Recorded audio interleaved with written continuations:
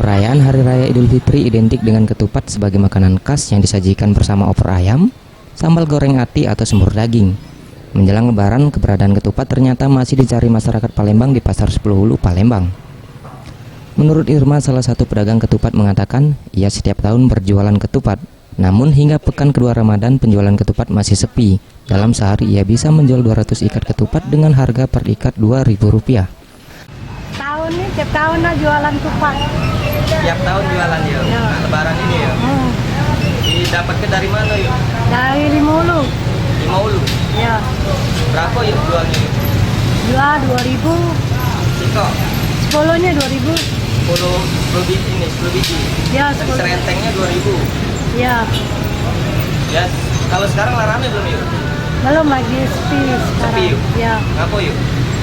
Kali banyak yang anak sekolah. Banyak anak-anak yang nggak masuk sekolah. Sehari berasnya berapa habis yuk? Biasa kalau lama parah itu 1.000 ikut habisan. Lebaran ya? Tapi Iya. kalau sekarang? Sekarang ini baru 200-an. 200-an? Ya. Irma menambahkan ketupat tersebut didapatkan dari daerah 5 Ulu Palembang dengan memesan sebelumnya dan diperkirakan puncak penjualan pada H-5 Lebaran.